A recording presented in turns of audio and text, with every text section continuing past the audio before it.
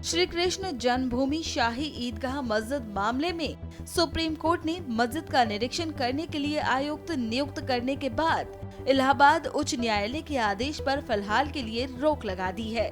Supreme court के इस आदेश को एक पक्ष के लिए बड़ा झटका माना जा रहा है।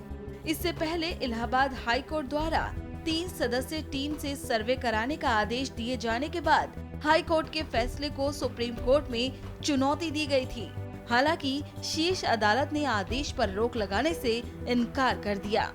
सुप्रीम कोर्ट में हुई सुनवाई के बाद वकील महमूद प्राचा ने बताया कि कोर्ट ने देखा कि याचिकाकर्ता की तरफ से याचिका में कुछ साफ नहीं है और वो कोर्ट से चाहते क्या हैं।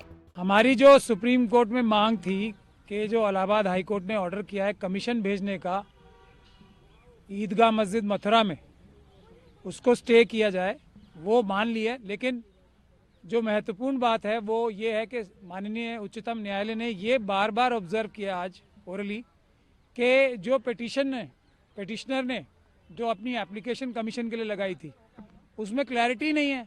वो ये कह रही है कि प्रेयर में जो प्रेयर है वो आप अलाउ कर दें।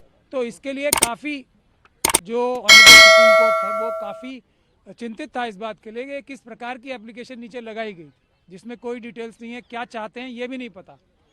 मेरा ऐसा मानना है कि ये इसलिए है कि जो 50 साल तक एक इशू जो सेटल हो चुका था अदालत से, उसमें जो अपने आप को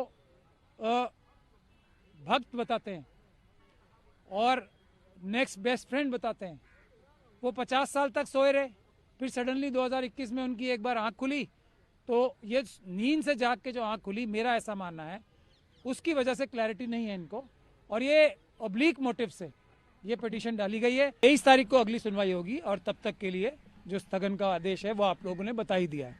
23 तारीख को अगली सुनवाई होगी, जहां मेन केस जो हमारा है, जो हमने हाई कोर्ट ने जो सो मोटो ट्रांसफर करने का केस अपने पास ट्रांसफर करने का जो ऑर्डर किया था, उसके खिलाफ जो हमारी पिटीशन है SLP यहाँ पे मौजूद है, उसके लिए सुनवाई होगी 23 तारीख को। उसी दिन इसके लिए भी सुनवाई होगी।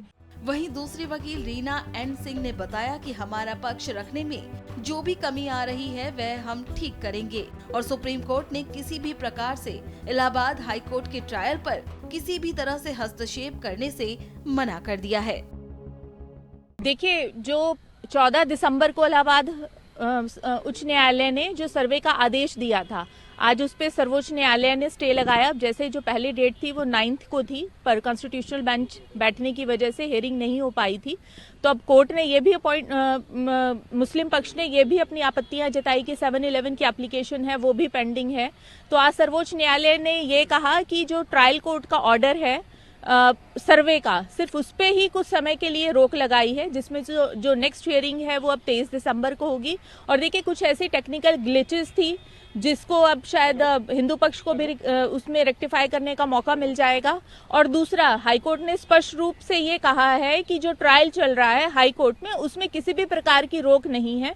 जो मुकदमा है वो एज इट इज चलेगा। और देखिए, जो हमारा देश है वो संविधान और एक कानूनी प्रक्रिया के हिसाब से चलता है और हर पक्ष को अपनी बात को रखने का पूरा मौका हमारे संविधान ने दिया है, तो वो सब उसका उपयोग कर रहे हैं। सर्वे को लेकर ऑब्जेक्शन उठाएगा तो उसको लेकर? जी बिल्कुल, जो 14 दिसंबर को इलाहाबाद उच्च न्यायालय का जो सर्वे का आदेश था उसको चैलेंज किया था मुस्लिम पक्ष ने, और अभी कुछ समय के लिए सर्वोच्च न्यायालय ने उस पर रोक लगा दी है। अब आगे में क्या कुछ होना है? अगली तारीख पे अगली जो डेट है वो 23 जनवरी की है।